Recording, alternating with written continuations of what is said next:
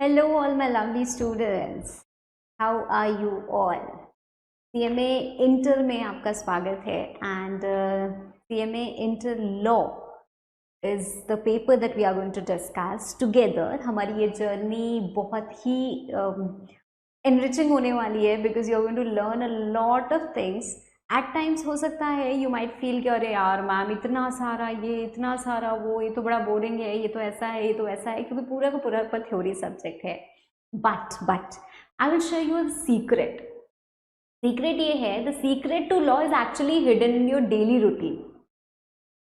बोलते हैं ना, secret to success is hidden in your daily routine. Depend करता है, आप अगर सोचो कि एक दिन पहले I am going to create some magic, तो ऐसा बिल्कुल भी नहीं होगा. Law is a consistent journey.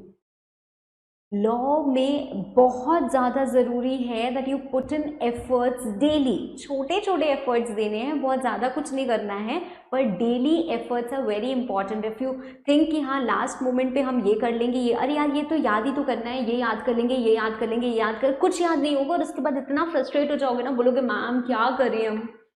So it is very important that you start very smoothly and हर दिन कुछ टाइम आप ज़रूर डिवोट करो. No how are we going to study, what is it all about ma'am.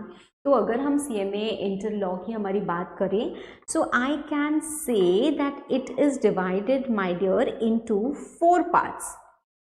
हमारा क्या है, जो paper है आइडियली ये 4 पार्ट्स में डिवाइडेड है. सबसे पहले हमारे आते हैं कमर्शियल लॉज, उसके बाद आते हैं हमारे इंडस्ट्रियल लॉज, उसके बाद आते हैं हमारे कॉरपोरेट लॉज, और उसके बाद लास्ट पार्ट आता है हमारा ethics. Right, we have commercial laws, we have industrial laws, we have corporate laws. Corporate law में बेसिकली आपको सिर्फ एक ही एक्ट पढ़नी है. And we have ethics. अगर अब मैं बात करूं कि भाई वेटेज कितनी है, मैम क्या चीज़ कितना पूछा जाता है, this is 30%.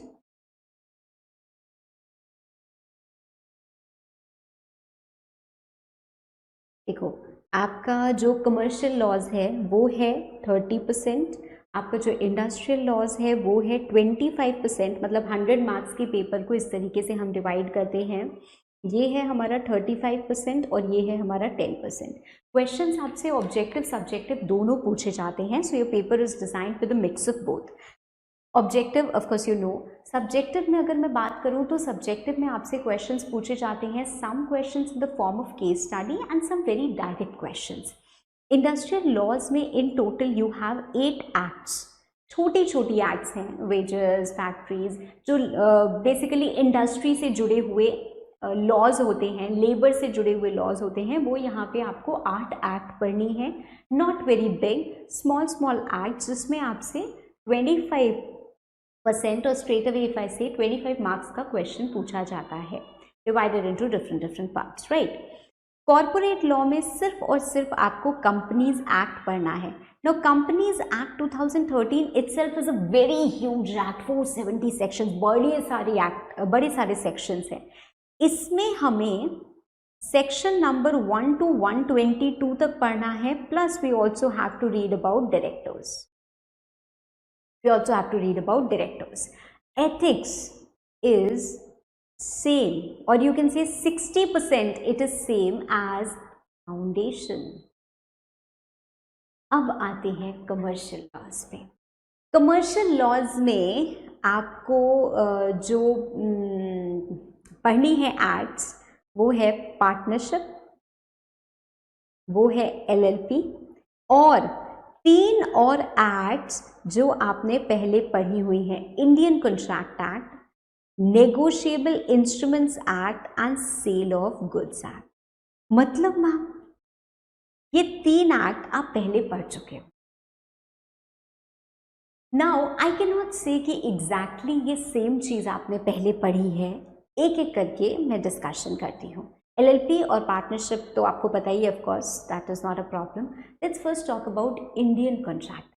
Indian contract act में आपने स्पेशल कॉन्ट्रैक्ट्स नहीं पढ़े थे at the foundation level, that is not in your syllabus, मतलब the contract of agency, the contract of bailment, pledge, ये सारी चीज़ें एडवांस्ड लेवल पे, मतलब यहाँ पे इंटर लेवल पे आपको पढ़नी है। But now when you look at my course, मैंने शायद 50 घंटे शायद थोड़ा मैंने ज़्यादा बोल दिया, I don't remember the exact number of hours, but I have devoted such huge number of hours on Indian contract act.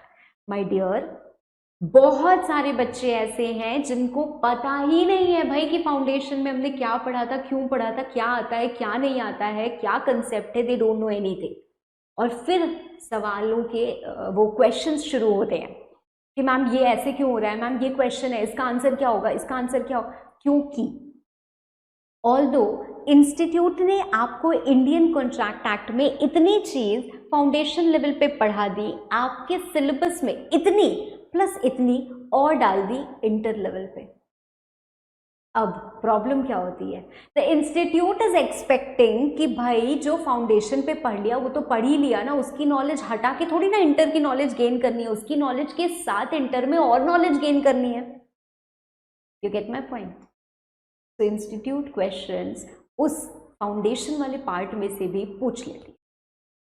अब बच्चों को प्रॉब्लम ये होती है कि हमें तो कुछ याद ही नहीं है, इसलिए मुझे पढ़ाना पड़ जाता है। पर मेरी सिंसियर रिक्वेस्ट है सारे स्टूडेंट्स से कि भाई आपका कोर्स इतना का ना इतना हो जाएगा, तो आप डिसाइड कीजिए हाउ मच यू नो। एक बार क्विक रिव्यू करना है तो रिव्यू कर लीजिए। अगर आपको लगता है कि इस पर्टिकुलर टॉपिक में मुझे प्रॉब्लम है, सिर्फ वो वीडियो देखो आगे पीछे करके। इंडियन कॉन्ट्रैक्ट एक्ट में इतने सारे वीडियोस तभी देखो जब आपके पास एम्पल ऑफ टाइम है और आप लर्निंग गेन करना चाहते हो बहुत अच्छे तरीके से, then you can easily watch all the videos, क्योंकि बनाए तो है ना मैंने आपके लिए, तो देखो, अच्छी बात है देखो। पर इस बात को ध्यान में रख के देखना कि मैंने बनाए हैं, but it is not for every student. वो स्टूडेंट जिन्होंने ये बहुत अच्छे से पढ़ाई की and they have adequate knowledge, भाई आप उतने वीडियोस छोड़ के उसके बाद से शुरू करो। Of course you will have to check, मैं वीडियो नंबर आपको नहीं बता सकते, आपको थोड़ा सा देखना पड़ेगा कि हाँ यहाँ से स्पेशल कॉन्ट्रैक्ट शुरू हो रहे हैं, आपको समझ में सब चीज़ अच्छे से आ जाएगी, तो भाई वहाँ से पढ़ो, ठीक है। वैसे ही नेगोशिएबल इंस्ट्रूमेंट्स एक्ट में भी एडवांस्ड लेवल की पढ़ाई आपको करनी है। बहुत बेसिक्स की, नेगोशिएबल इंस्ट्रूमेंट क्या होते हैं, प्रॉमिसरी नोट क्या होता है, बिल्स ऑफ एक्सचेंज क्या होते हैं, चेक क्या होता है, ये सारी चीज़ें स्टार्टिंग के कुछ लेक्चर्स आप स्किप भी कर सकते हो based on your knowledge. Sale of Goods Act, it is the same, so you may skip it if you know it, ठीक है। तो ये बात हुई हमारे कमर्शियल लॉज की। तो कमर्शियल लॉज में आप कम एफर्ट के साथ ये 30% सिक्योर कर सकते हो अगर आपके प्रीवियस लेवल की नॉलेज बहुत हाई है तो, और अगर नहीं है तो आपका ये डिसीजन होगा, because I do not know your exact knowledge, right. Of course you can discuss with me, but I do not know your exact knowledge. तो मैं तो सब चीज़ पढ़ाऊंगी, पर मुझे पता है कि सब चीज़ को पढ़ने में ना कहीं इंस्टीट्यूट के एंड से भी थोड़ी सी वो है, because there is not very exact clarity. अरे भाई इतना आप वहाँ पढ़ा रहे हो तो इसके आगे का यहाँ पढ़ा लो ना, बच्चे पे थोड़ा सा बर्डन कम कर दो, इतना सारा कोर्स में आपने वैसे ही डाल रखा है। पर ठीक है, नेक्स्ट जब हमारा कोर्स चेंज होगा तो चीज़ें भी चेंज होंगी ही होंगी। Industrial laws is simplified, sorted, 8 act, small act सब पढ़नी है और छोटे छोटे में मैंने पढ़ाई हुई है। अब आते हैं ethics. Ethics is also very very very small and highly scoring. सिर्फ डायरेक्ट क्वेश्चन आता है एथिक्स में से। एथिक्स में से आपके यूजुअली डायरेक्ट क्वेश्चंस आते हैं, यहाँ से मैं बोलूँगी कि मिक्स क्वेश्चंस आते हैं। ये इंडस्ट्रियल लॉ से यूजुअली डायरेक्ट क्वेश्चंस आते हैं और यहाँ से यूजुअली केस स्टडी आती है। मतलब यहाँ पे कंसेप्ट की भी बहुत ज़्यादा ज़रूरत है। अब सिर्फ 35% का है कॉर्पोरेट लॉ, सिर्फ 35% का है कॉर्पोरेट लॉज, और इतना सारा पढ़ना है, इतना सारा पढ़ना। हमारे सीए इंटर लॉ में भी कॉर्पोरेट एंड अदर लॉज, जो सीए इंटर का लॉ का पेपर होता है कॉर्पोरेट एंड अदर लॉज, उसमें कॉर्पोरेट लॉ आपको पता है कितने नंबर का आता है? 60 नंबर का आता है, 60 नंबर का आता है। ऑलमोस्ट द सेम कवरेज, थोड़ा सा इससे ज़्यादा है पर उसमें डायरेक्टर्स नहीं है। 60 नंबर का आता है। तो बच्चे को उतना पढ़ के ना थोड़ा सेटिस्फैक्शन फील भी होता है, कंटेंट फील्स कि हाँ इतना मैंने पढ़ा है तो इतने नंबर भी मेरे सिक्योर होंगे, पर आपको पढ़ना उतना ही है, नंबर उतने नहीं है। बट दैट डजंट मीन कि इसको मैं एक सेक्शन में 4 पॉइंट खा जाऊं, ऐसा नहीं है, क्योंकि इंस्टीट्यूट ने सब सेक्शंस आपको दे दिए हैं, बोल दिया है कि इतना पढ़ना है, इतना पढ़ना है, मतलब इतना पढ़ना है। अब बुक में 4 पॉइंट कम दिए हो तो भी वो 4 पॉइंट से सवाल कर सकते हैं आपसे, तो पढ़ना है तो मतलब पढ़ना है। तो ये क्या होगा, थोड़ा सा आपका लंबा चलेगा, थोड़ा सा आपका ज़्यादा पोर्शन होगा, ज़्यादा नंबर ऑफ आवर्स डेडिकेट करने पड़ेंगे, because this involves a lot of concept और इससे केस स्टडीज पूछी जाती हैं। Now what you have to do in this journey, आप वीडियोस करते जाइए, आफ्टर एवरी वीडियो और throughout the video highlight, either use a highlighter या फिर एक कॉपी बना लो आप, ठीक है। हाईलाइट करना इज़ अ बेटर ऑप्शन, मुझे लगता है आपके लेवल पे हाईलाइट करना is a better option. So highlighter तो एकदम डे 1 ले लो। आपने कोई भी एक टॉपिक पढ़ा, ये एक आपका टॉपिक है, इसमें आपको लगा यहाँ पे लिखा है विद इन 30 डेज, मतलब कोई काम करना है हमें 30 डेज के अंदर अंदर, तो ये जो विद इन 30 डेज है, ये टाइम लिमिट है, इसको आप हाईलाइट कर दो, ताकि जब आप नेक्स्ट टाइम पढ़ोगे तो आपने सिर्फ यहाँ पे पढ़ा, कोई सेक्शन है सेक्शन 31 और उसमें आपने देखा अच्छा सेक्शन 31 में 30 दिन का समय होता है, तो it will quickly strike your mind, ठीक है। और ये एफर्ट्स छोटे छोटे आप एग्जाम के समय में नहीं कर सकते, आपको अभी से करना पड़ेगा, जब आपकी लर्निंग, जब आपकी ये प्रोसेस शुरू हुआ है तो, ठीक है। So the first thing that you are going to do is highlight, ठीक है, हाईलाइट एवरी इंपॉर्टेंट थिंग। और कभी मैंने आपको कोई छोटा सा एग्जाम्पल बताया या कभी मैंने आपको उस पर्टिकुलर टॉपिक को फ्लो चार्ट के फॉर्म में बताया, तो आप एक कॉपी बना लीजिए और वहाँ पे आप चैप्टर वाइज वो चीज़ें नोट कर सकते हो, ताकि जब आपको बाद में उस चैप्टर को रिवाइज कर रहे हो तो आपने कॉपी भी खोल ली, तो आपका उससे भी रिव्यू हो गया। Okay, now second thing comes, भाई हमने ये करते गए, हम वीडियो के टाइम हमने वीडियो पूरा देख लिया, उसके बाद क्या, जिस दिन जो वीडियो देखोगे विद इन 24 आवर्स, जो भी वीडियो आपने देखा उसमें जो भी आपने पढ़ा 24 घंटे के अंदर अंदर उसको रिवाइज करना है। Trust me, this revision will not take more than 10 to 15 minutes, पर आपके 10 से 15 घंटे, क्या मैं बोलूं, आपके 20 से 25 घंटे सेव हो सकते हैं इससे, अगर आपने ये कांस्टेंट रिविजन किया तो। सो जिस दिन जो वीडियो देखना है 10 से 15 मिनट उसको रिवाइज करना ही करना है।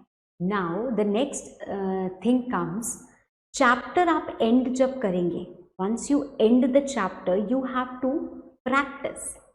भाई क्वेश्चंस बहुत ज़रूरी होते हैं, क्वेश्चंस करना बहुत ज़रूरी होता है। एक तो हमारी राइटिंग इम्प्रूव होती है, राइटिंग स्किल्स इम्प्रूव होती हैं, और हमें पता होता है कि एग्जामिनेशन के लिए हम तैयार हैं या नहीं हैं। तो इंस्टीट्यूट क्या करती है, बहुत सारे मॉक टेस्ट पेपर्स वगैरह रिलीज़ किए हैं, पर वो सब हमें कब करने हैं, जब हमारा पूरा का पूरा कोर्स कंप्लीट हो जाए। चैप्टर के ख़त्म होने के बाद हम क्या कर सकते हैं, फॉर दिस पर्टिकुलर पार्ट आपको एम्पल ऑफ क्वेश्चंस मिलेंगे, क्योंकि यहाँ पे केस स्टडी पूछी जाती है, तो हर तरीके से हमें आपको डिज़ाइन करके देना पड़ेगा। एथिक्स में और इन सब में आपको, इसमें भी आपको मिलेगा, बट यूजुअली डायरेक्ट क्वेश्चंस हैं। तो इन सारी एक्ट में आप क्या करोगे, जो आपका इंस्टीट्यूट का मटेरियल है, इंस्टीट्यूट का जो मटेरियल है उसमें चैप्टर के एंड में क्वेश्चंस होते हैं, ठीक है। इन क्वेश्चंस को आपको सॉल्व कर लेना है। सॉल्व कैसे करना है, बाय राइटिंग, ओरली नहीं कि हाँ ये तो पता है मुझे, ये तो ऐसे हो जाएगा, वो तो वैसे हो जाएगा, ये ऐसे, वो ऐसे नहीं करना है, लिख लिख के प्रैक्टिस करनी है, ठीक है। तो सबको क्या करना है, इन सारे क्वेश्चंस को you have to solve by, chapter एक एंड हुआ, मेक श्योर आपकी जो कॉपी बनी हुई है उस चैप्टर में आपने 10 क्वेश्चन अगर दिए तो 10 के 10 सॉल्व हो, एकदम वैसे सॉल्व हो जैसे अगर आपसे एग्जामिनेशन में पूछा जाएगा तो आप किस तरीके से, किस बढ़िया प्रेजेंटेशन के साथ यू विल सॉल्व इट, वैसे सॉल्व होने, ठीक है। So if you continue to revise, if you continue to highlight, if you continue practising the questions, और जब आप सारे वीडियोस देख के सारे चैप्टर्स कंप्लीट कर लोगे, then you will be ready और आप फाइनल रिविजन करेंगे of course the full course, and then you attempt those mock test papers जो इंस्टीट्यूट 5-6 कितने सारे रिलीज कर देती है। इस बार के पिछले बार के सब मिला के कर लो यार, तो 10 पेपर कर लिए, बहुत हो गया, अच्छी तैयारी आपकी हो जाएगी, right. And you will have all that idea also कि हमें एग्जामिनेशन में कैसे अपीयर होना है, ओके। और इस जर्नी में फिर हमें साथ में बहुत कुछ अचीव करना है, तो ये तो होगा ही होगा।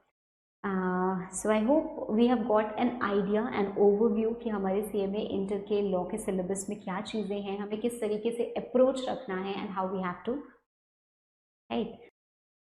Hello all of you, let's start our today's class. और सबसे पहले हम शुरू करने वाले हैं हमारा पहला चैप्टर कंपनीज एक्ट 2013 का, जो कि है preliminary. As I have already told you, हमारा जो पूरा का पूरा कंपनीज एक्ट है वो 29 चैप्टर्स में डिवाइडेड है, और हर चैप्टर में क्या है, कुछ सेक्शंस है।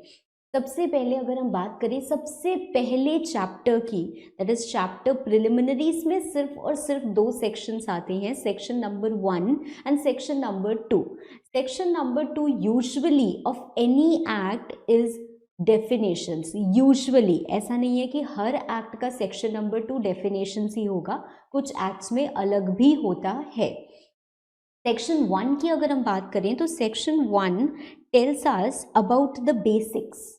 Section 1 tells us about the basics, that is applicability and extent, short title applicability commencement. That is what is given in section number 1. क्या हम इस एक्ट को बुलाएंगे, कहाँ कहाँ ये एप्लीकेबल होगी या लागू होगी, राइट, एंड कब से ये एप्लीकेबल होगी, ठीक है। So these are few details which are given in section number 1 of the act. आज हम डिस्कस करने वाले हैं section 1 along with the definition part section number 2। Now as regards the definitions, अभी तो आपको बहुत सारी डेफिनेशन पढ़नी है। अभी देखो, इसी में आप देखोगे तो आपको दिखेगा कि अरे मैम चलती जा रही है, इतनी definition part is very boring, ऐसा हमारा दिमाग में मिसकंसेप्शन था। अब ऐसा नहीं होता है, ठीक है। तो पर फिर भी बहुत सारी डेफिनेशंस अभी भी यहाँ पे मैंने इंक्लूड नहीं की हैं, उसका एक रीजन है। I've written over here some important definitions की सेक्शन समरी है, दैट इज सेक्शन वाइज आप देख सकते हो कि कौन से सेक्शन में कौन सी डेफिनेशन फॉल करती है। Reason for not including all the definitions in this chapter is because हम सारी डेफिनेशंस याद कर लें, मान लीजिए समझ भी लें, याद भी कर लें, उसके बाद जब उस डेफिनेशन की एक्चुअल में ज़रूरत होगी ना, तब आप उसको भूल चुके होगे। जैसे अगर मैं बात करूँ शेयर कैपिटल की, शेयर कैपिटल बड़े सारे तरीके के होते हैं, ऑथराइज्ड होता है, नॉमिनल, वो क्या कहते हैं, पेड अप कैपिटल होता है, सब्सक्राइब्ड होता है, इशूड होता है, पढ़ा भी होगा। इतने सारे तरीके के कैपिटल होते हैं, अगर मैं अभी आपको सारी डेफिनेशंस पढ़ा दूँ तो ठीक है, आपको सब समझ में आएगा। पर जब एक्चुअल में मैं शेयर कैपिटल आपको पढ़ाऊंगी और उस चैप्टर तक पहुंचूंगी, तो शायद आप वो चीज़ें याद ना कर पाओ या रिलेट ना कर पाओ, ठीक है। तो बहुत सारी डेफिनेशंस ऐसी हैं जो हम अभी नहीं पढ़ेंगे, और हम जैसे जैसे हमारा रिक्वायरमेंट होगा जिस चैप्टर में, उस समय मैं आपको पढ़ाती जाऊंगी, ठीक है।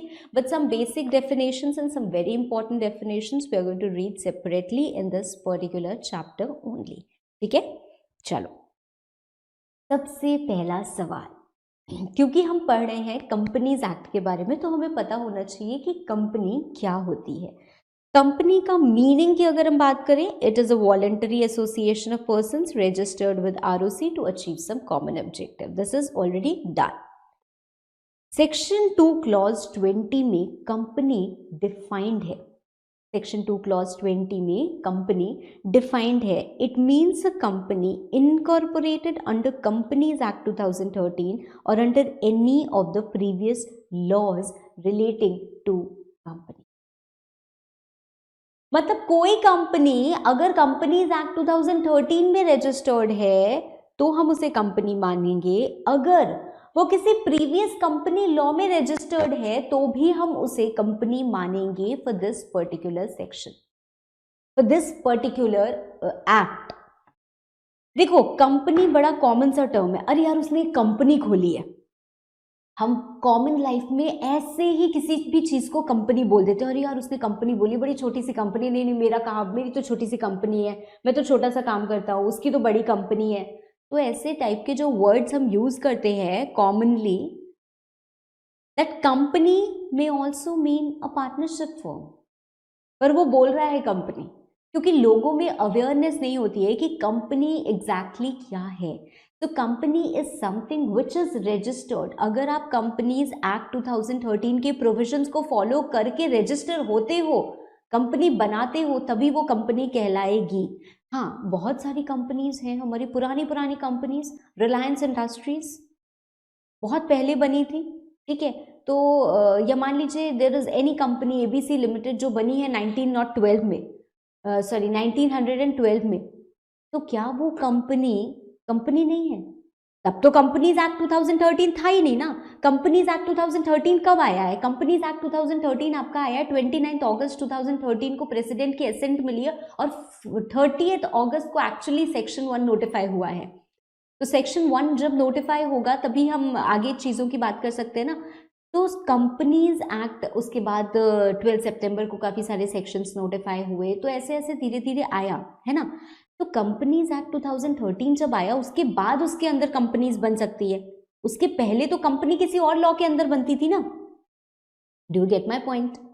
Do you get my point? तो जो हमारा प्रीवियस लॉ था उसके अंदर भी अगर कोई कंपनी बनी है, उसको भी हम कंपनी ही मानेंगे, ठीक है। Doesn't matter whether it is incorporated in companies act 2013 और प्रीवियस कंपनी लॉ, ठीक है। अभी मैं आपको बताऊंगी what is previous company law. सबसे पहले quick recall, Companies Act 2013 has total 470 sections, 7 schedules, divided into 29 chapters, and a substantial part of this act is in rules. ये एक्ट आई थी कंपनी से जुड़े हुए लॉ को बनाने के लिए, लॉ को अमेंड करने के लिए, और इसको प्रेसिडेंट की एसेंट मिली 29 अगस्त को। सेक्शन 1 वाज नोटिफाइड ऑन 30 अगस्त, ठीक है। ये एक्ट कहाँ कहाँ अप्लाई होती है? ये एक्ट कहाँ कहाँ अप्लाई होती है? सी whenever I am talking about any rule, any कोई भी कानून की हम बात करते हैं तो उसका एक स्कोप होता है। अगर आपके घर में कोई रूल बना है और आपने बोला कि इस घर में जितने भी बच्चे रहते हैं they have to be back home by 10 PM, सबको घर वापस आ जाना है रात में 10 बजे तक, और आपके पड़ोसी का कोई बच्चा है, नेबर का कोई बच्चा है और वो रात में 12 बजे आ रहा है, तो क्या आप उसको पनिश कर सकते हो? आप उसको कंट्रोल कर सकते हो? आजकल खुद के बच्चे कंट्रोल नहीं होते, दूसरे के बच्चे को हम क्या कंट्रोल करेंगे, राइट। आप उसको थोड़ा सा सरकाज़म दे सकते हो, थोड़ा सा टॉन्ट कर सकते हो, ये सब चीज़ें कर सकते हो, but you can not control the child. Why? Because वो आपके परव्यू के, आपके दायरे के बाहर की बात है। वैसे ही हमारे कानून का भी एक दायरा है, ठीक है। आप किस पे वो लॉ लगा सकते हो, ये आपको सोचना है। तो गवर्नमेंट सोचती है, जो भी लॉ बनाने की जिसके पास पावर होते हैं वो सोचते हैं कि this law should be made applicable पूरे इंडिया को।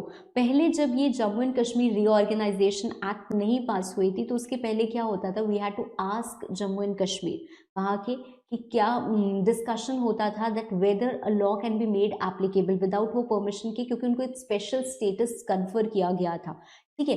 तो पहले लॉज के बारे में कुछ चीज़ें डिफरेंट होती थी, now the acts are applicable throughout India. तो कंपनीज एक्ट 2013 भी जो हमारी है पूरे इंडिया पे एप्लीकेबल होती है, क्योंकि इंडिया के बाहर क्या हो रहा है इसको कंट्रोल हमारा कॉन्स्टिट्यूशन नहीं कर सकता है ना। हमारा कॉन्स्टिट्यूशन, हमारी government can control what is happening with in India and how Indians should behave, और उनका कैसा कंडक्ट होना चाहिए। इंडिया के बाहर क्या हो रहा है इससे हमें कोई लेना देना नहीं है, ठीक है। पर हाँ, इंडिया के बाहर का अगर कोई इन्फ्लुएंस इंडिया में आएगा तो हम देखेंगे कि क्या चीज़ें होती हैं, ठीक है। For that you have a separate concept called as a foreign company with regard to the companies act, ठीक है। फिलहाल के लिए ये एक्ट हमारी क्या होती है, it extends to whole of India. Secondly, the provisions of this act shall apply to companies incorporated under this act or under previous company law. Under previous company law. सवाल ये उठता है मैम कि what do we mean by previous company law. ये देखो section 2 clause 67 में defined है previous company law. इसके पहले कानून जितने भी बने, जितनी भी एक्ट बनी कंपनी से जुड़ी हुई, वी हैव डिफरेंट हमारे पास बड़े सारे तरीके होते हैं बिजनेस करने के। हम अकेले भी बिजनेस कर सकते हैं, किसी के साथ पार्टनर बन के भी बिजनेस कर सकते हैं, और हम एक कॉर्पोरेट की तरह भी बिजनेस कर सकते हैं। तो जब हम एक कंपनी बना के बिजनेस करते थे तो हमको कुछ नियम मानने पड़ते थे। अगर हम इसमें फॉलो करते हैं तो इसके नियम, फिर आई ये सबसे पहले क्या बनी हमारी कंपनीज एक्ट 1866, 1882, 1913। उसके बाद हमारा एक ऑर्डिनेंस था। Ordinance is a temporary law, अभी मैं आपको वो भी बताऊंगी ऑर्डिनेंस क्या होता है। Companies act 1956। फिर ये एक कम ज्यूरिसडिक्शन की एक्ट थी, रजिस्ट्रेशन ऑफ कंपनीज एक्ट 1961। मैं इसको बहुत ज़्यादा वैल्यू नहीं करती। This was the last central act that we had, companies act 1956। पर इसके पहले भी हमारे और लॉज भी थे, 1913, 1882, 1866। तो ये सारे हमारे प्रीवियस कंपनी लॉ थे। मतलब कोई भी अगर कंपनी मान लीजिए 1956 के अंदर बनी है, इट इज़ अ कंपनी, ठीक है। और कंपनीज एक्ट 2013 उस कंपनी पे भी अप्लाई होगा।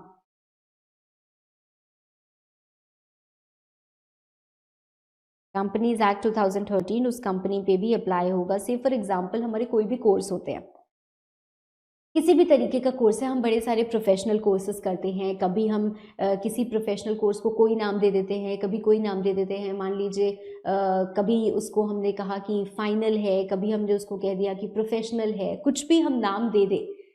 जो भी प्रोफेशनल बन चुका है, जो भी पास आउट है, उसके बाद अगर कोर्स का करिकुलम चेंज भी हो जाए तो क्या उस पास आउट को आप बोलोगे नहीं तुमको तो फिर से इस कोर्स में पास करना पड़ेगा, और तब तुम वापस से कोई भी, say for example we are talking about CA, we are talking about CS, we are talking about CMA, हम किसी की भी बात करें, मान लीजिए आप बन गए, आप सीए बन गए, आप सीएमए बन गए, और उसके बाद क्या हुआ, आपका करिकुलम पूरा चेंज हो गया, तो हम आपको दोबारा तो नहीं बोलेंगे ना कि आप फिर से एनरोल कराओ। हम बोलेंगे नहीं, करिकुलम भले ही चेंज हो जाए, now it is applicable to all the current CS, current CMAs we have, right. वैसे कंपनीज एक्ट की भी हम बात कर रहे हैं कि कंपनी बन गई, एक लॉ था उसके अंडर कंपनी बन गई, अब ये लॉ बदल गया, तो हम ये थोड़ी ना बोलेंगे कि अब तुम कंपनी नहीं रही, अब तुमको फिर से इस लॉ के अंदर क्या करना पड़ेगा, बनना पड़ेगा, नहीं।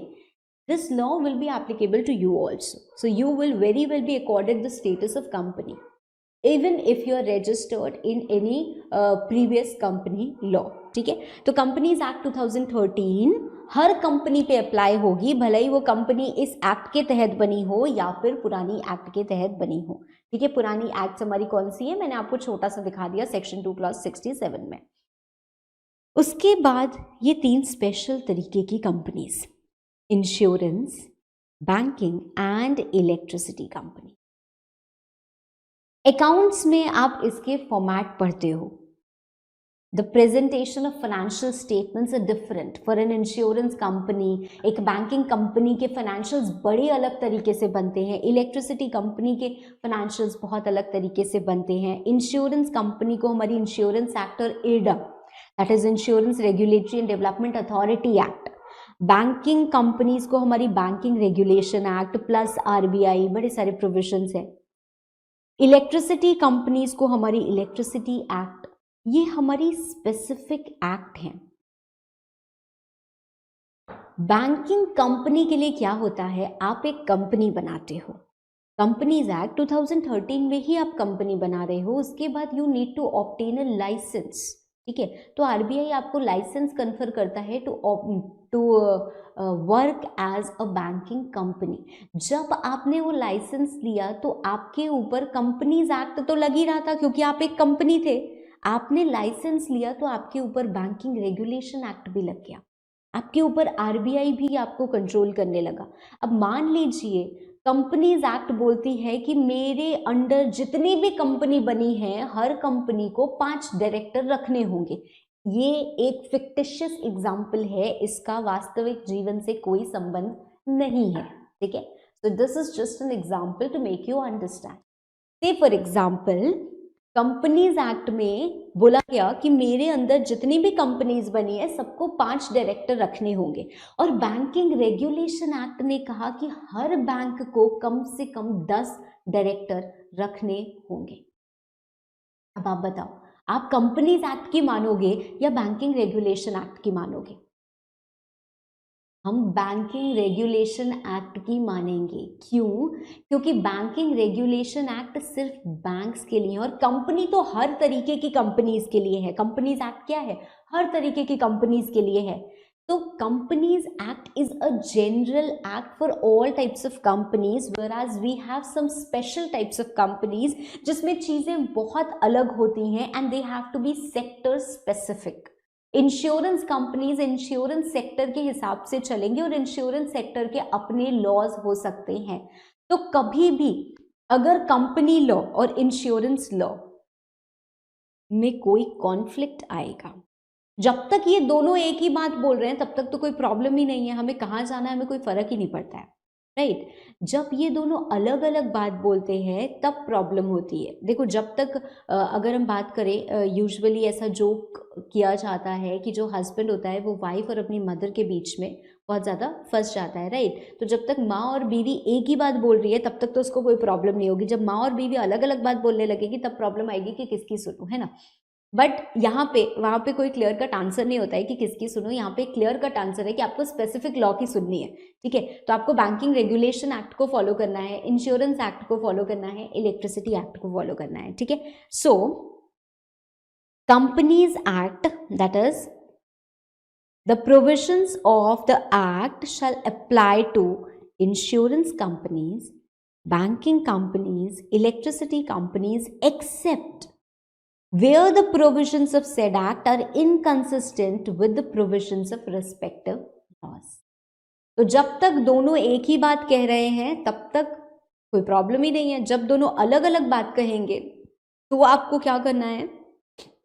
उनकी बात माननी है, जो स्पेसिफिक लॉ है उसकी। अब आप कोई सवाल ये पूछ सकते हैं, मैम मान लीजिए आप डायरेक्टर की बात कर रही हैं, कंपनीज एक्ट में लिखा है कि 5 डायरेक्टर होने चाहिए, पर इंश्योरेंस एक्ट में कुछ लिखा ही नहीं है, तो 5 ही रहेंगे। कुछ कॉन्फ्लिक्ट नहीं लिखा है ना, इनकंसिस्टेंसी नहीं है ना, वो एक्ट कुछ कह ही नहीं रही है, तो आप इसको मानिए ना। You get my point? And any other company which is governed by any special act, we don't have any such company and such body corporate जिसको सेंट्रल गवर्नमेंट ने नोटिफाई किया हो। सेंट्रल गवर्नमेंट नोटिफाई कर सकती है, NHAI notify कर दिया कि इस पे कंपनीज एक्ट अप्लाई होगी, तो इस पे कंपनीज एक्ट अप्लाई हो जाएगी, भले ही वो कंपनी नहीं है, it is not registered under companies act 2013, पर सेंट्रल गवर्नमेंट ने अगर नोटिफाई कर दिया कि इस बॉडी कॉर्पोरेट को आपको क्या करना है, इस पे कंपनीज एक्ट अप्लाई होगी, तो फिर कंपनीज एक्ट अप्लाई हो जाएगी। गवर्नमेंट ये जरूर बोल सकती है इस पे कंपनीज एक्ट इतनी अप्लाई होगी तो उतनी हो जाएगी। तो यहाँ पे गवर्नमेंट को एक पावर दी हुई है, ठीक है, कि companies act can be made applicable even on non company. कोई बॉडी कॉर्पोरेट पे भी आप एप्लीकेबल करा सकते हो बाय नोटिफिकेशन, ठीक है। I hope this is clear, कोई कंफ्यूजन नहीं है किसी को भी। चलो, एक छोटा सा सवाल अगर मैं आपसे पूछूं, although this is there in our set of questions which I have compiled for you. हर चैप्टर के एंड में हम क्या करने वाले हैं, चैप्टर के एंड में हम काफ़ी सारे क्वेश्चंस डिस्कस करेंगे। ऑल्दो आपको क्वेश्चन आंसर सब मटेरियल में ही मिल जाएगा। तो वो क्या होता है, पास्ट ईयर के क्वेश्चंस हैं, हमारे मटेरियल के, इंस्टीट्यूट के, इधर उधर के क्वेश्चंस हैं, तो उसको मैंने कंपाइल किया हुआ है, उसके आंसर्स थोड़े से डिज़ाइन किए हुए हैं और उसका एक सेट बनाया हुआ है, ताकि आपको पता चले कि एग्ज़ाम में किस तरीके के क्वेश्चंस मुझसे इस चैप्टर में पूछे जा सकते हैं। So we will discuss objective as well as subjective both type of questions at the end of the chapter, ठीक है। बट फिलहाल के लिए थोड़ा सा आइडिया लेने के लिए, मान लीजिए there is a company ABC limited and it was incorporated on 1 January 1912 under companies act 1882, ठीक है। Will companies act be applicable, will companies act 2013 be applicable on ABC limited? Of course, यहाँ पे बोला तो गया कि कंपनीज एक्ट 2013 उस company पे भी लगेगी जो इस एक्ट में बनी है, और उस कंपनी पे भी लगेगी जो किसी प्रीवियस कंपनी लॉ में बनी है, जैसे कि ये। चलो, now we will read about the different types of companies.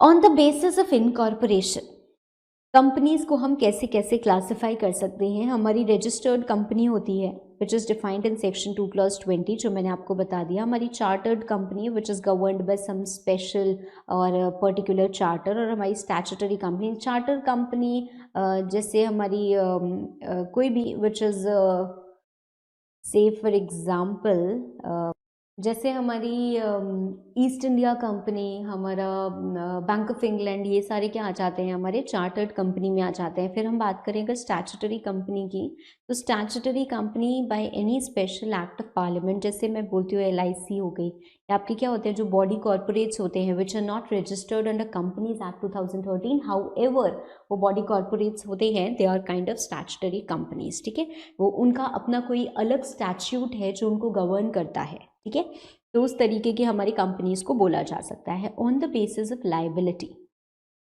Company limited by shares, company limited by guarantee, unlimited company, and if it is a company by guarantee it may have share capital, it may not have share capital. ठीक है, ये उसकी definitions हैं, although मैं आपको थोड़ा सा meaning ज़रूर समझा चुकी हूँ इसका।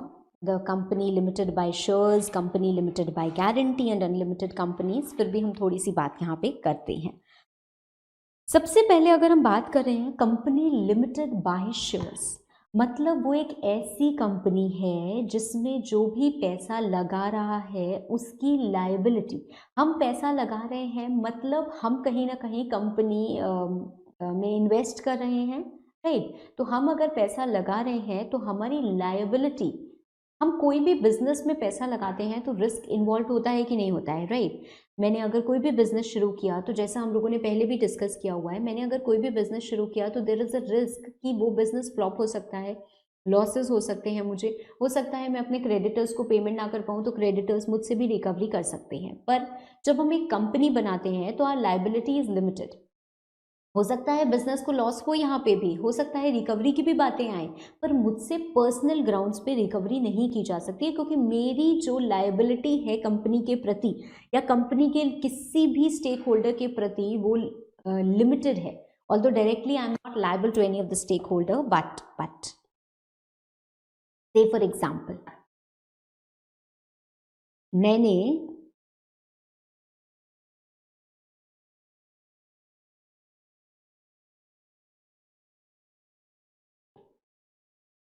मैंने कोई कंपनी के शेयर्स लिए हैं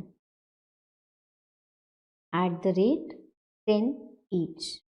ठीक है, 10 रुपये का शेयर है, मैंने कंपनी को पे किया है, क्या बोल दूँ, 100 shares at the rate 10 each. ठीक है, तो मतलब टोटल कितने शेयर्स हो गए, 100 into 10 which is equal to 1000, है ना, ये अमाउंट हो गया हमारा।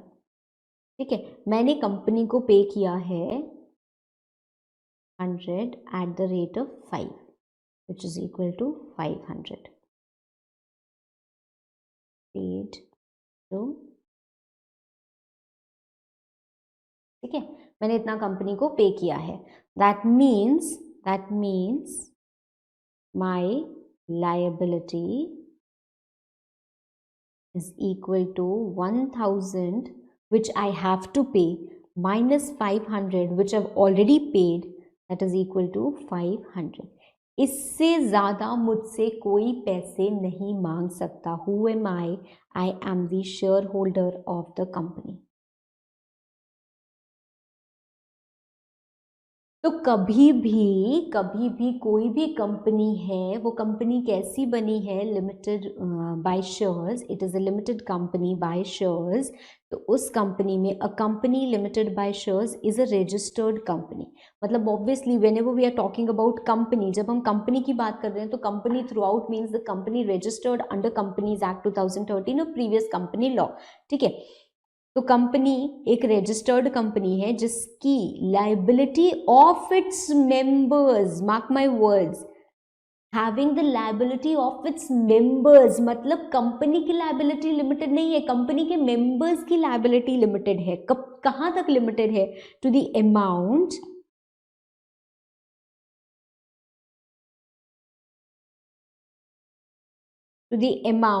if any unpaid on shares respectively held by them।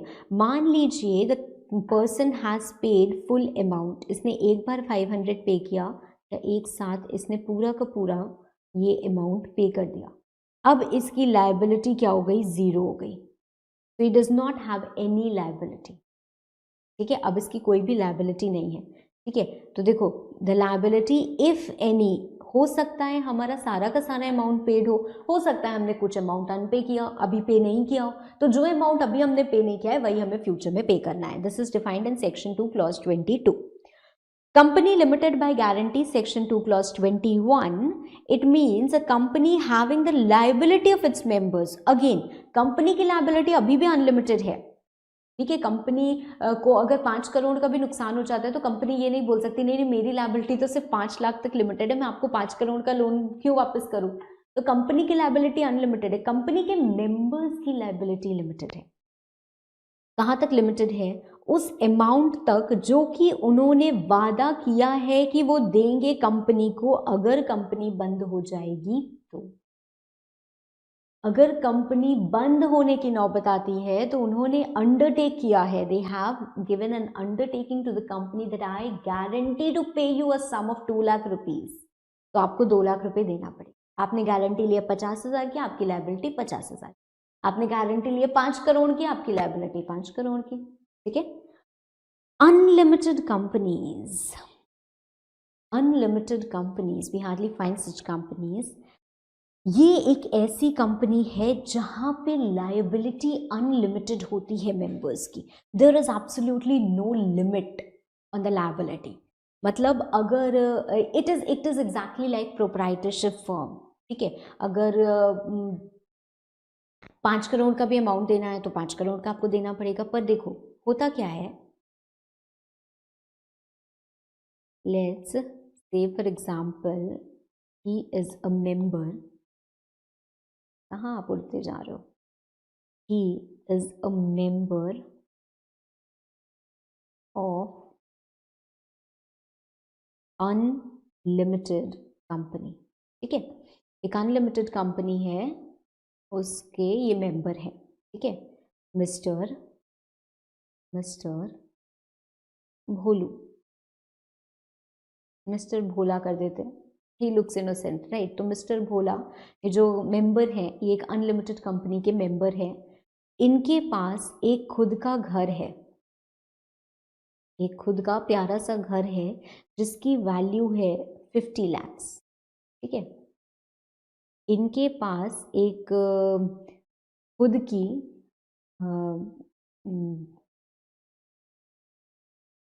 Let's say for example एक खुद की कार भी है, ठीक है।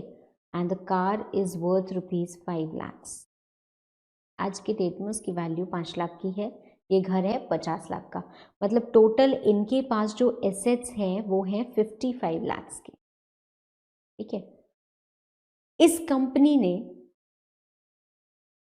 कंपनी ने लोन लिया, क्रेडिटर्स को पैसे देने हैं, बहुत सारी लायबिलिटीज हैं, ठीक है, बहुत सारी liabilities. The liabilities is equal to say 5 crore और कंपनी के एसेट्स बड़े कम हैं, ठीक है। अब कंपनी बोलती है क्योंकि ये तो एक अनलिमिटेड कंपनी है ना, मतलब इसके जितने भी मेंबर्स हैं उससे वो जितना मर्जी चाहे उतना पैसा ले सकते हैं, बिकॉज ये अनलिमिटेड कंपनी है। तो कंपनी ने क्या बोला कि इतनी सारी लायबिलिटीज हैं, काम करते हैं हम अपने सब मेंबर्स से क्या करते हैं, हम 5 मेंबर्स हैं तो 5 मेंबर्स से हम क्या करते हैं, 1-1 करोड़ रुपए ले लेते हैं, 1-1 करोड़ रुपए ले लेते हैं, ठीक है। क्या कंपनी ऐसा कर सकती है? कंपनी आई मिस्टर भोला के पास और भोला को भी बोला कि आप 1 करोड़ रुपए कंपनी को दीजिए क्योंकि आप एक ऐसी कंपनी के मेंबर हैं, जो कि अनलिमिटेड कंपनी है, और अनलिमिटेड कंपनी की डेफिनेशन में आपने क्या पढ़ा हुआ है कि it means a company not having any limit on the liability of its members, कोई भी लिमिट नहीं है लायबिलिटी ऑफ द मेंबर्स पे। तो 1 करोड़ रुपए मिस्टर भोला आपको देने पड़ेंगे। मिस्टर भोला क्या बोलेगा, देखो मैं अपना घर बेच दूंगा तो निकलेगा 50 लाख रुपए, मैं अपनी गाड़ी बेच दूंगा तो निकलेगा 5 लाख रुपए, उसके बाद आप बोलो तो मैं खुद को भी बेच दूं, अपनी किडनी विडनी बेच दूं, फिर भी ज्यादा से ज्यादा क्या होगा 10-20 और इकट्ठा कर पाऊंगा, इससे ज्यादा मेरी मार्केट वैल्यू है नहीं। तो मैं 1 करोड़ रुपए आपको कैसे दे सकती, और क्या लॉ मांग सकती है मुझसे 1 करोड़ रुपए? अगर मेरे पास पैसा इतना ही है, मेरे पास स्टेट इतनी ही है, you think there should be any provision like this? नहीं। तो although it is written that the liability of the members of an unlimited company is unlimited, पर फिर भी आप पैसा कितना ले सकते हो, जितनी उनके पास प्रॉपर्टी है उतना ही ले सकते हो, तो फिर भी 55 लाख तक ही पैसा लिया जा सकता है। ठीक है, so mister Bhola can be made liable to contribute only 55 lakhs to the company.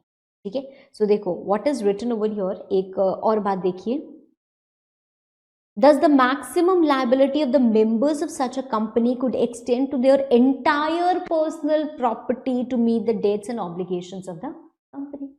ठीक है, चलो next we talk about the 3 most important types of company.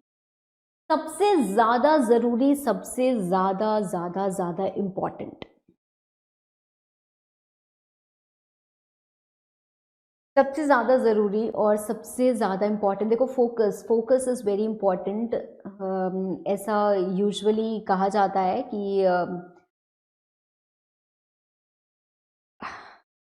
ऐसा मुझे खुद नहीं बोलना चाहिए, बट ऐसा यूजुअली बच्चे भी मानते हैं, मैं भी मानती हूँ, सब कहते हैं कि जो नींद आपको एक थ्योरी क्लास में आती है ना, वो नींद की गोली खाने के बाद भी नहीं आती। तो I can understand your pain. हो सकता है आपको बीच बीच में थोड़ी सी नींद आने लगे, मन करे कि अरे यार अब सो जाओ, तो कुछ करना नहीं है, सोना होना नहीं है, ठीक है, कभी भी सोना नहीं है, और क्लास तो बंद करने की सोचना भी मत, ठीक है। तो आपको करना क्या है, उठो, थोड़ा सा मुंह धोइए, ठीक है, and come back and get to study, ठीक है, क्योंकि आप रियलाइज़ नहीं कर रहे हो कि how much important it is. अभी अभी हमें एहसास नहीं होता है, जब एग्ज़ाम का एकदम टाइम आ जाता है ना, तब लगता है कि अरे यार 1 महीना और होता तो हम दुनिया उखाड़ लेते, ये कर लेते, वो कर लेते। तो 1 महीना ना वो दुनिया उखाड़ने आपको नहीं देगा, ठीक है। तो अभी से right now you have to understand कि हमारे लिए एक एक मिनट बहुत इंपॉर्टेंट है, और कंसेप्ट समझने की कोशिश करो ना, थोड़ा और इन डेप्थ जाओ और एनालाइज करो, तो सब चीज़ें एंजॉय करोगे और फिर कभी नींद नहीं आएगी, ठीक है। चलो, on the basis of members, on the basis of membership, we have 3 most important types of companies: public company, private company and one person company. अब देखो, अगर आप थोड़ा ध्यान से पढ़ोगे और ध्यान से देख रहे होगे तो आपको दिखेगा कि यहाँ पे ये एरो इधर से भी है और इधर से भी है, मतलब on the basis of membership we have a public company, we have a private company, we have a 1 person company, और ये प्राइवेट कंपनी से भी 1 पर्सन कंपनी की तरफ जा रहा है। इसका क्या राज है, पता करो, पता करते हैं धीरे धीरे। सबसे पहले हम डेफिनेशंस को पढ़ते हैं। I am sure you already might be knowing what do we mean by private company, public company, 1 person company, but अब हम इसके बारे में थोड़ा और अच्छे से पढ़ने की कोशिश करेंगे ताकि आपके कंसेप्ट्स एकदम क्रिस्टल क्लियर हो, इसके बाद आपको कोई भी कंफ्यूजन ना हो। So first of all we are going to read about a private company. Private company, देखो, I hope you can see this particular chart आपके पास होगा। तो हर सेक्शन को we will try to shorten it, और हम उसको चार्ट के फॉर्म में पढ़ते हैं तो हमें ज़्यादा देर तक रिटेन भी होता है और हमारे लिए क्विक रिविजन के लिए बड़ा काम आता है। इसलिए प्राइवेट कंपनी सेक्शन 2 क्लॉज 68। अभी भी आप शायद इसमें उलझे हुए हो कि मैम आप सेक्शन 2 बोल रहे हो और क्लॉज 68 क्यों बोल रहे हो। मैं क्लॉज बोल रही हूँ तो आपको क्लॉज ही बोलना है, आप सब सेक्शन नहीं बोल सकते, ठीक है। तो एक बात तो ये बात तो एकदम ध्यान में रख लो, दिमाग में भर लो। और आज मेरे पास एक मैंने ना इसके लिए प्रेजेंटेशन बनाई हुई है, सबसेक्शन और क्लॉज में डिफरेंस हम कैसे आइडेंटिफाई करते हैं। That is not available with me, नहीं तो मैं आपको अभी क्लास के बीच में दिखाती, बट कोई बात नहीं, मैं आपको नेक्स्ट क्लास में ये ज़रूर एक्सप्लेन करूंगी और शो करूंगी that what is the difference between subsection and clause and how do we identify it. As of now ये क्या है, क्लॉज है, सबसेक्शन नहीं है, ठीक है। Section 2 clause 68। ऑल्दो हमारे दिमाग में क्या भरा होता है, पहले सेक्शन आता है मैम, फिर सब सेक्शन आता है, फिर क्लॉज आता है, फिर सब क्लॉज आता है। ऐसा नहीं होता है, ठीक है। ऐसा होता है बट ऐसा भी हो सकता है कि सेक्शन के बाद सीधे क्लॉज आ गया, ठीक है, या सेक्शन के बाद सब सेक्शन आया, क्लॉज आया ही नहीं, कुछ भी हो सकता है, ठीक है। तो क्या है वो हम बाद में समझेंगे। फिलहाल प्राइवेट कंपनी, प्राइवेट चीजें क्या होती हैं जिसपे किसी और का हक नहीं होता है। अगर मेरा कोई प्राइवेट मोबाइल है, dare you touch it, right, नहीं छू सकते। कोई भी पब्लिक आके थोड़ी ना मेरा मोबाइल, मेरा घर है, मेरे घर में अब कोई भी थोड़ी ना आ सकता है यार, पब्लिक प्लेस नहीं है ना, ट्रेसपासर्स आर नॉट अलाउड, राइट। तो पर अगर पब्लिक प्लेस है, अब मेरा मन किया कि मैं थोड़ा सा मरीन ड्राइव पे जाऊं, आपका मन किया आप जूहू बीच पे जाओ, तो हम जा सकते हैं कि हमें कोई रोक लेगा। टूरिस्ट प्लेस है, मान लो वहाँ पे बंद कर दिया तो रोकना भी पड़ जाएगा, but it is a public place, है ना। तो जैसे प्राइवेट कंपनीज में रिस्ट्रिक्टेड एंट्री होती है, प्राइवेट प्लेसेस में रिस्ट्रिक्टेड एंट्री होती है। If it is a private party, not anyone can come into that party. आपके पास प्रॉपर इन्विटेशन पास होना चाहिए, तभी आप उस पार्टी में जा सकते हो। पर एक पब्लिक इवेंट है, एक पब्लिक इवेंट है तो वहाँ पे कोई भी जा सकता है ना। मान लो अगर हम टिकट की भी बात करें, आप टिकट लेके जा सकते हो ना। मान लीजिए सोनू निगम का कोई कॉन्सर्ट हो रहा है, सिंगिंग कॉन्सर्ट, मेरे पास पासेस आ गए, मैं जा सकती हूँ। बट अगर सोनू निगम की शादी हो रही है तो मैं नहीं जा सकती, है ना। क्यों? क्योंकि अगर वहाँ पे मुझे इनवाइट किया जाएगा, मैं जानती हूँ, तभी मैं जा सकती हूँ ना। बट यहाँ कॉन्सर्ट में मैं जा सकती हूँ। What is the difference? दोनों में सोनू निगम है। डिफरेंस ये है कि that is a private party and this is a public event, right.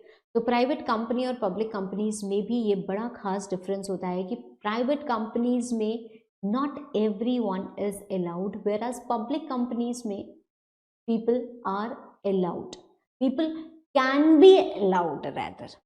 अभी आप वो भी समझोगे कि ऐसा नहीं है कि हर पब्लिक कंपनी में कोई भी आ सकता है। पब्लिक कंपनी में अपॉर्चुनिटी होती है that people can be allowed। देखो, प्राइवेट कंपनी के बारे में जितनी बातें आप जानते हो already, minimum number of members, maximum number of members 200, है ना, ये तो हमें पता है। मिनिमम नंबर ऑफ डायरेक्टर्स 2, है ना, इतनी चीजें हमको ऑलरेडी पता है। मैक्सिमम नंबर ऑफ डायरेक्टर्स ये शायद आपको नहीं पता होगा, और फिलहाल के लिए आपको ये पढ़ने की ज़रूरत भी नहीं है। ऑल्दो लिमिट होती है डायरेक्टरशिप्स पे, मैक्सिमम नंबर ऑफ डायरेक्टर्स 15 होता है, बट वो अभी आपको नहीं पढ़ना है, ठीक है। सो अभी मैं उसकी बात आपसे नहीं कर रही, वो जब आएगी बात तब हम बातें करेंगे उसके। So minimum number of members 2। अगर मुझे एक प्राइवेट कंपनी बनानी है तो कम से कम मुझे 2 लोगों को ढूंढना पड़ेगा। मैं एक प्राइवेट कंपनी अकेले नहीं बना सकती। एक स्पेशल तरीके की प्राइवेट कंपनी है जिसको हम बोलते हैं 1 person company, which can be formed alone also, which can be formed alone also. But 1 person company के बारे में अभी हम थोड़ी देर में पढ़ेंगे, सेक्शन 2 क्लॉज 62 में, ठीक है। फिलहाल हम पढ़ रहे हैं प्राइवेट कंपनी। प्राइवेट कंपनी की अगर डेफिनेशन पे जाओगे ना, so private company means a company having minimum paid up share capital as may be prescribed and which by its articles restricts the right to transfer the shares, limits the number to 200, prohibits invitation। 3 बातें लिखी हुई हैं articles में। एक private company ऐसी होती है जिसके आर्टिकल्स में ये रिस्ट्रिक्शन होता है, प्रोहिबिशन होता है और लिमिटेशन होता है। कुछ समझ में आ रहा है? धीरे धीरे, थोड़ा थोड़ा। देखो, जब हम पार्टनरशिप बनाते हैं तो पार्टनरशिप में क्या होता है, एक पार्टनरशिप एग्रीमेंट होता है जो हमको बताता है कि अच्छा 50% मेरा 50% आपका, मुझे सैलरी मिलेगी आपको नहीं मिलेगी, एटसेट्रा एटसेट्रा। कुछ बातें। प्रोप्राइटरशिप है तो जो मेरा है वो मेरा ही है, कोई और है ही नहीं, है ना, तो हमें कुछ लिखने की ज़रूरत ही नहीं है।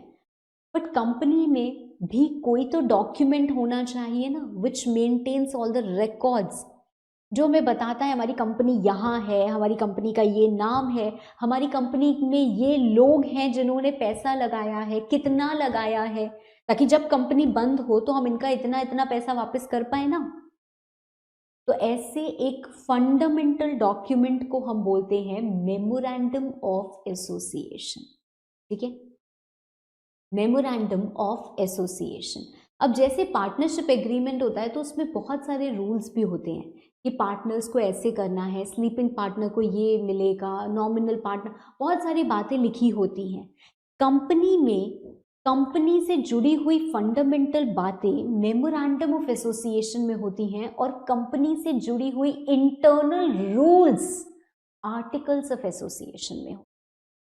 ठीक है, आर्टिकल्स ऑफ एसोसिएशन में होते हैं। अभी हम मेमोरेंडम आर्टिकल सबके बारे में पढ़ेंगे।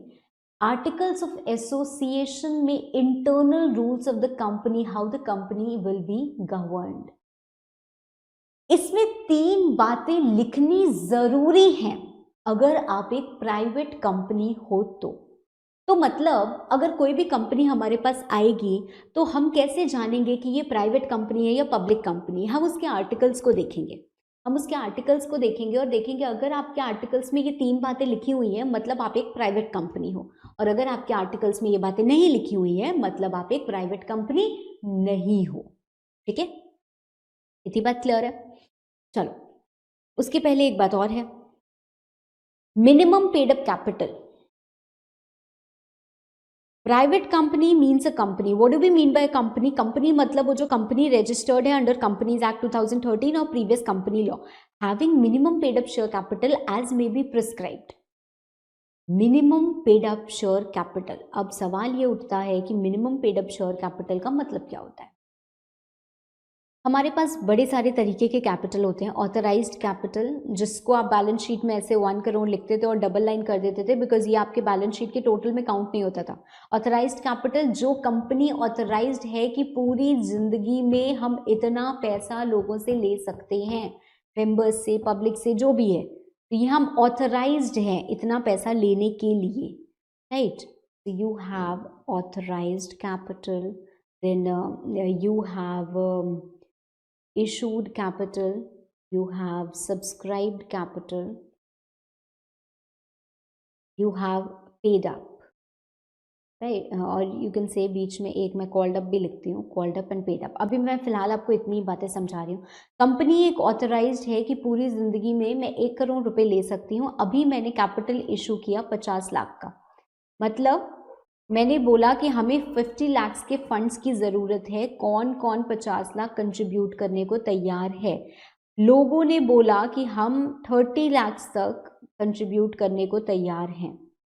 कंपनी ने बोला कि ठीक है, आप 30 लाख का कैपिटल कंट्रीब्यूट करने को तैयार हो, इसमें से फिलहाल हमें ज़रूरत है सिर्फ 15 लाख की। हमें फिलहाल ज़रूरत है सिर्फ 15 लाख की, मतलब we are calling only 15 lakh. इस 15 लाख में से लोगों ने सिर्फ 14 लाख रुपए दिए, मतलब 1 लाख रुपए दिया ही नहीं। Unpaid is 1 lakh and uncalled is 15 lakh.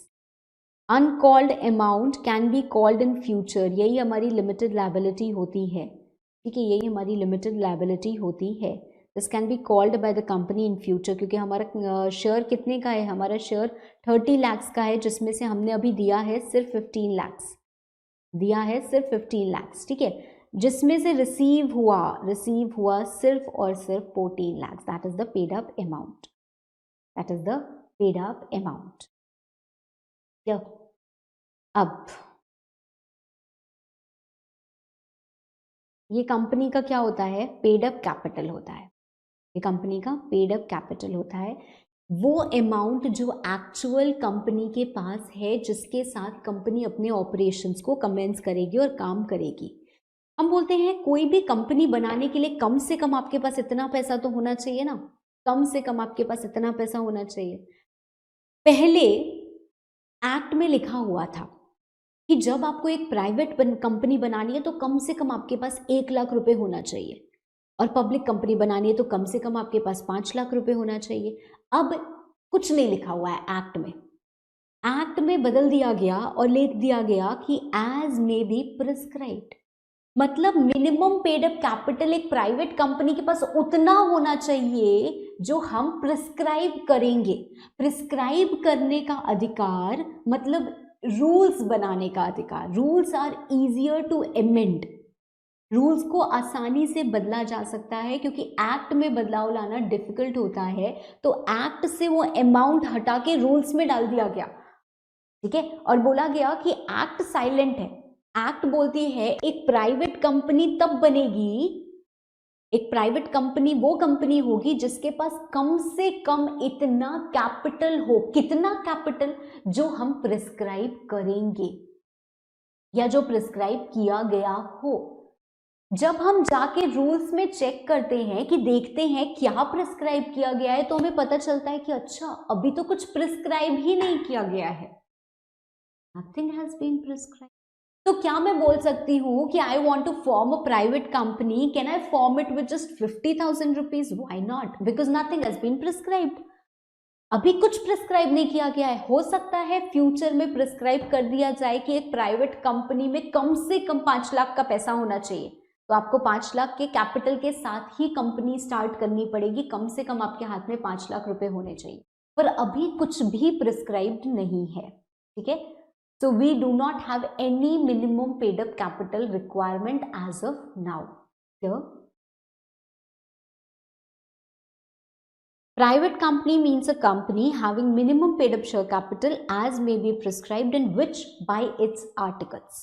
ये 3 पॉइंट है। Restriction on transferability of shares. Restriction मतलब क्या होता है? रोक, है ना। मतलब आप बोल सकते हो कि इमेजिन यू आर विजिटिंग, कोई आप हिस्टोरिकल मॉन्यूमेंट वगैरह विजिट कर रहे हो, कई बार आप कोई टेम्पल वगैरह में जाते हो तो वहाँ पे क्या होता है, लिखा होता है photography is prohibited.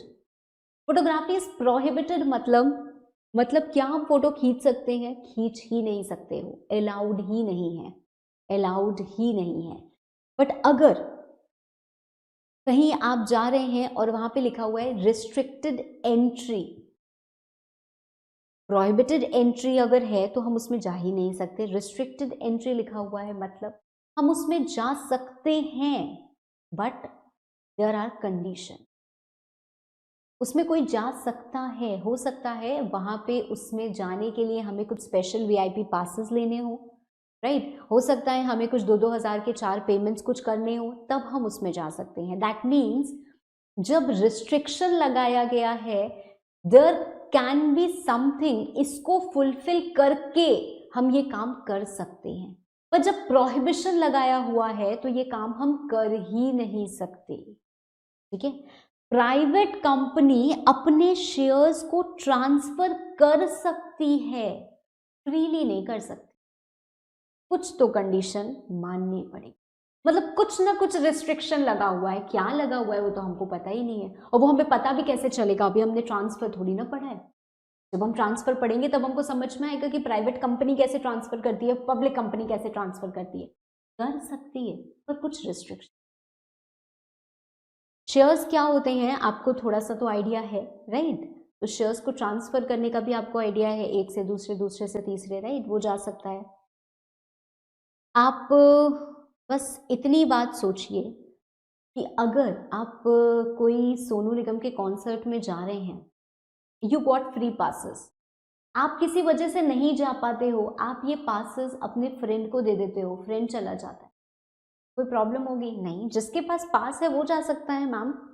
Y? Because it is a public event, it is a public event, ठीक है।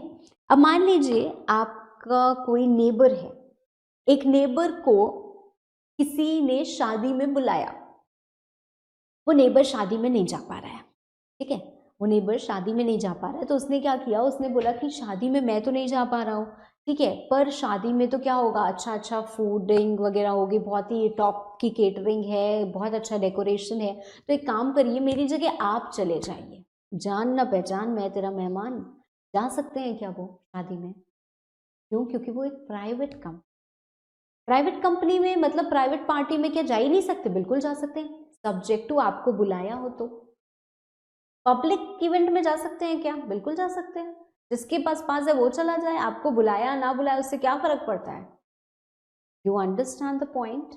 तो पब्लिक कंपनी में if you are not going, you can pass on the passes to someone else, but private company है, मुझे बुलाया था तो only I am eligible to take that offer. अगर मैं नहीं जा पा रही इसका मतलब ये नहीं कि मैं अपनी जगह किसी और को भेज दूं, ठीक है? Prohibition on invitation to public to subscribe for securities. जनता, आम जनता कभी भी इसकी सिक्योरिटीज को सब्सक्राइब नहीं कर सकती। अगर आपको एक प्राइवेट कंपनी को पब्लिक ही बना देना है तो कन्वर्ट करा लो, पर एक प्राइवेट प्लेस में आप आम जनता को ओपन नहीं कर सकते, ठीक है? It is very clearly specified कि देयर इज कंप्लीट प्रोहिबिशन। मतलब अगर मैंने एक प्राइवेट कंपनी बनाई है, मैंने मान लीजिए सनी और बनी दो लोगों ने मिलके एक प्राइवेट कंपनी खोली, अब उस प्राइवेट कंपनी में और पैसों की जरूरत है, we need more funds in that particular company. क्या सनी बनी पब्लिक के पास जा सकते हैं और पब्लिक को बोल सकते हैं कि आप पैसा दीजिए, you contribute to the company? No, नहीं बोल सकते। क्यों? क्योंकि अलाउड ही नहीं है। अगर उस कंपनी में और पैसों की जरूरत है तो आप किसी प्राइवेट इन्वेस्टर को पकड़िए, आप किसी पर्सन को डायरेक्टली उससे बात करिए और बोलिए यार मेरी कंपनी में पैसा लगा दो। आम जनता के पास नहीं जा सकते आप, पब्लिक ऑफर नहीं दे सकते। प्राइवेट ऑफर दीजिए, किसी को भी प्राइवेट ऑफर दीजिए, या तो आप खुद और कंट्रीब्यूट करिए या प्राइवेटली जाके किसी को ऑफर दीजिए, अरे यार मेरी कंपनी में पैसा लगा दो थोड़ा सा, तो वो लगा सकता है। पब्लिक को ऑफर नहीं दे सकते, आम जनता के पास नहीं जा सकते, ठीक है? And limitation on number of members. Number of members maximum कितने हो सकते हैं? 200 हो सकते हैं। ये जो मिनिमम नंबर ऑफ मेंबर्स है ये आइडियली इस वाली डेफिनेशन में आपको कहीं दिखेगा ही नहीं, बट ये हम जब आगे इनकॉर्पोरेशन पढ़ते हैं ना कि how a company will be formed, section 7, तो हमें समझ में आता है company may be formed as a private company with 2 members, तब हमें पता चलता है that the minimum number of members is 2, ठीक है? समझ में आ गया? तो ये जो मैक्सिमम नंबर ऑफ मेंबर्स हैं कभी भी 200 से ज़्यादा नहीं हो सकते, 200 से ज़्यादा नहीं हो सकते। इसमें कुछ आपके एक्सेप्शंस आते हैं।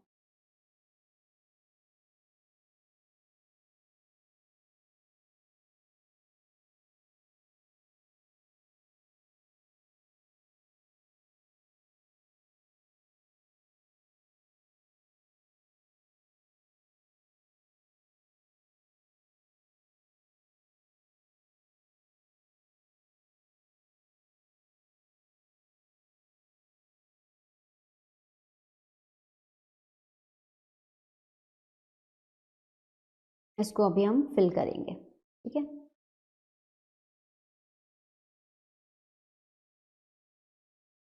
ये मैं आपको जब पढ़ा दूंगी तब हम इसको फिल करेंगे, ठीक है? आगे बढ़ते हैं। See, private company means a company having minimum paid up share capital as may be prescribed in which by its articles, मतलब उसके आर्टिकल्स में ये 3 बातें ज़रूर होनी चाहिए। पहला, रिस्ट्रिक्शन होना चाहिए कि उसके आर्टिकल्स में क्लियरली लिखा होना चाहिए कि the shares are not freely transferable, ऐसे ही आप नहीं ट्रांसफ़र कर सकते हो, इन कंडीशंस को फॉलो करके ही आप ट्रांसफ़र कर सकते हो। उसके नंबर ऑफ मेंबर्स मैक्सिमम 200 होने चाहिए, उससे ज़्यादा नहीं हो सकते, और it can not invite public to subscribe for its securities, ठीक है? तो ये 3 बातें इसके आर्टिकल, जिस कंपनी के आर्टिकल्स में लिखी हैं, प्लस उस कंपनी में मिनिमम पेड अप कैपिटल वो है जो सब्सक्राइब्ड है, ऐसी कंपनी को हम एक प्राइवेट कंपनी बोलेंगे, ठीक है? What is not included? What is not included? पहली बात मुझे ये बताओ।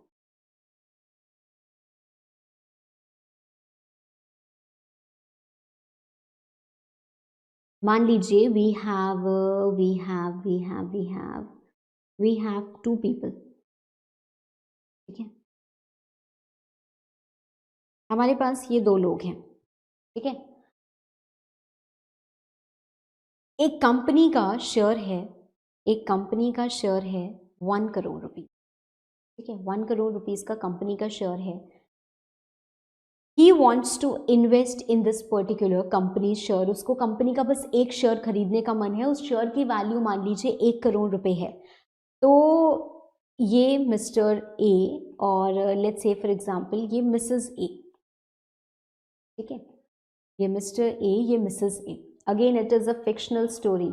मिस्टर ए के पास सिर्फ 50 लाख रुपए हैं। मिस्टर ए ने बोला कि मुझे ये शेयर्स खरीदने हैं, पर मेरे पास तो क्या है, सिर्फ 50 लाख रुपए हैं, तो मैं ये शेयर कैसे खरीदूं। तो मिसेस ए ने कहा कि मेरे से आप ले लो 50 लाख रुपए, I will contribute 50 lakh to you. तो ये दोनों ने मिलके क्या किया, इन दोनों ने मिलके क्या किया, ये एक शेयर खरीदा कंपनी का 1 करोड़ रुपए। मतलब अब इस, अगर मैं शेयर की बात करूं, इस शेयर का ओनर कौन है, who is the holder of this particular share. I can not से कि वो सिर्फ मिस्टर ए हैं, आई कैन नॉट इवन से कि वो सिर्फ मिसेस ए हैं। ये दोनों इस शेयर के ओनर हैं, ये दोनों इस शेयर के ओनर हैं, राइट। अब अगर हम कंपनी में काउंट करते हैं कि कंपनी में कितने शेयर होल्डर्स हैं, कंपनी के पास कितने शेयर होल्डर्स हैं, ठीक है। तो कंपनी के पास ऑलरेडी 199 शेयर होल्डर्स थे। अब हमने कहा कि ये मिस्टर ए भी हो गए, मिस्टर ए और मिसेस ए भी शेयर होल्डर हैं, तो इन दोनों को मिला के कंपनी के शेयर होल्डर्स तो 201 हो जाएंगे। And it is a private company, एक प्राइवेट कंपनी में मैक्सिमम सिर्फ 200 शेयर होल्डर्स हो सकते हैं। तो ये तो क्या हो जाएगा, कॉन्ट्रावेंशन हो जाएगा, ये तो पेनाल्टी लग जाएगी, अब ये तो कुछ गलत हो जाएगा कंपनी का। तो सवाल उठा कि क्या मिस्टर ए और मिसेस ए दो हैं या एक ही हैं। जब शेयर एक, तो शेयर होल्डर भी एक, भले ही उन्होंने जॉइंटली होल्ड किया है एक share, they will be counted as one shareholder only. So joint shareholders will be counted as one. Joint shareholders will be counted as one. ठीक है। अब say for example एक कंपनी है, ठीक है। एक कंपनी है, एक प्राइवेट कंपनी हम मानते हैं, मान लीजिए एक कंपनी है, private company ABC private limited. इसमें ऑलरेडी 100 मेंबर्स हैं। इस कंपनी का मन है कि ये कंपनी अपने एम्प्लॉइज को शेयर्स इशू करे।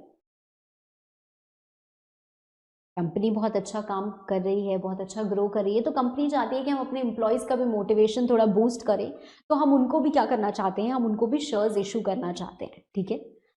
आप शेयर्स इशू करना चाहते हैं, आप बिल्कुल कीजिए। तो कंपनी के जो टोटल एम्प्लॉयज़ है ना, वो 150 है। टोटल एम्प्लॉयज़ कितने हैं, 150। अब अगर मान लीजिए कंपनी इन 150 एम्प्लॉयज़ को शेयर्स इशू कर देगी, तो ऑलरेडी कंपनी के पास 100 मेंबर्स थे, प्लस 150 एम्प्लॉयज़ और हो गए, तो ये तो 250 मेंबर्स हो गए, और 250 मेंबर्स हो गए तो ये तो कॉन्ट्रावेंशन हो गया, ये तो कॉन्ट्रावेंशन हो गया, राइट। तो अब क्या किया जाए, क्या हम ऐसा नहीं कर सकते। तो कंपनीज एक्ट ने कहा नहीं, हम इतने हार्श नहीं हैं आपके ऊपर, आप प्राइवेट कंपनी हो, पर हम समझते हैं कि आपके पास बहुत सारे एम्प्लॉयज़ हो सकते हैं, क्योंकि जितना छोटा हम प्राइवेट कंपनीज को समझते हैं ना, उतनी छोटी स्केल पे प्राइवेट कंपनीज ऑपरेट नहीं करती हैं।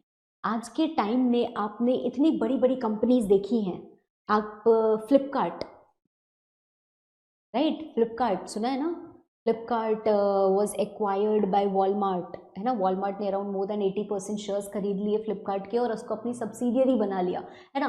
तो ये सब कंपनीज क्या है, फ्लिपकार्ट हो गई, अमेजोन हो गई, आपकी ये सब प्राइवेट कंपनीज है, इतनी लार्ज स्केल पे ऑपरेट कर रही हैं। ये कंपनीज क्या है, प्राइवेट कंपनीज हैं।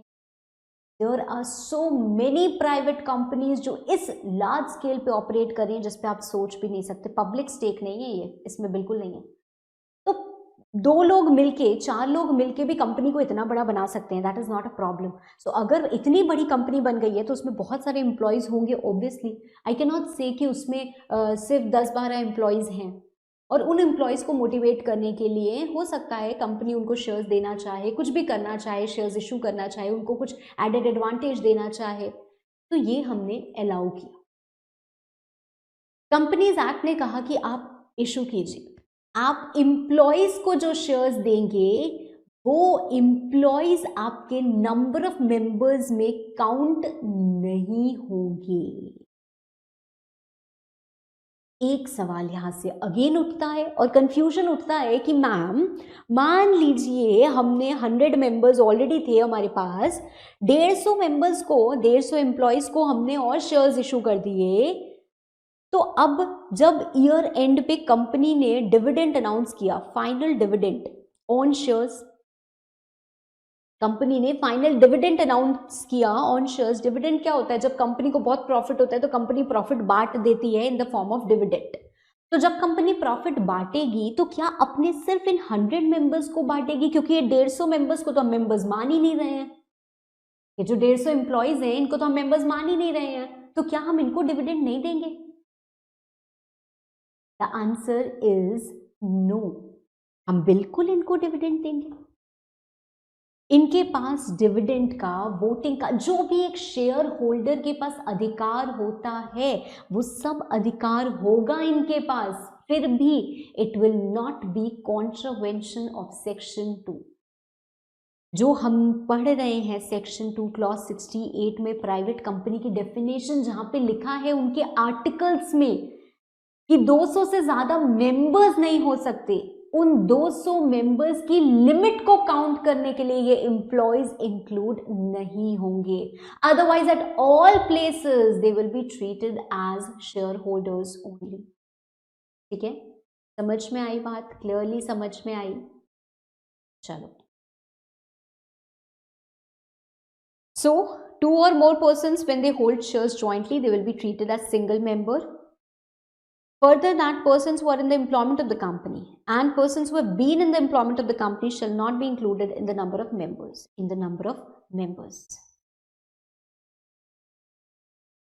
ठीक है, तो ये बात आई होप आपको समझ में आई हो।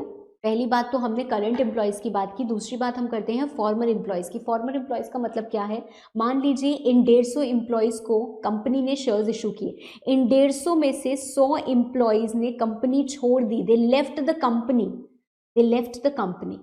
तो अब ये हमारी कंपनी के एम्प्लॉयज़ नहीं हैं बट ये कंपनी के शेयर होल्डर्स हैं, तो क्या इनको अब हम काउंट करेंगे और अब हमारा कॉन्ट्रावेंशन हो जाएगा? नहीं, हमने कहा आपने जब भी शेयर्स किसी को इशू किए as an employee, they will not be counted for the purpose of calculating the limit of 200 members.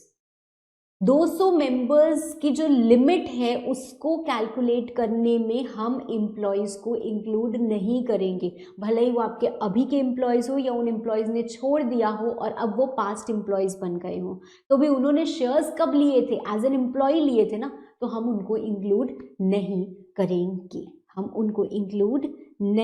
करेंगे, clear? I'll discuss with you the question also with regard to this particular topic.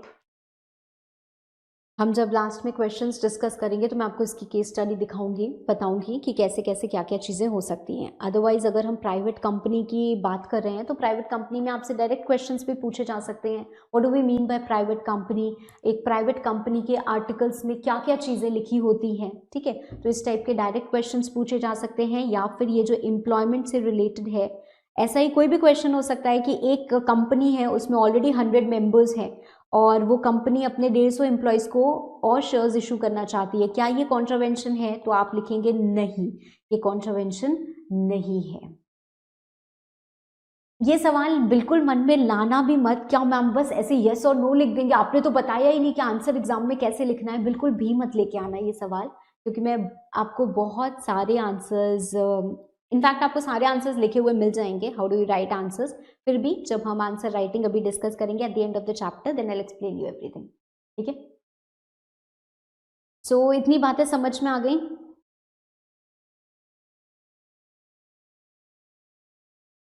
चलिए आगे बढ़ते हैं. We have already discussed the definition of private company, right. और यहाँ पे जो exceptions की पार्ट मैंने छोड़ रखी है वो मैं उसको फिल कर देती हूँ.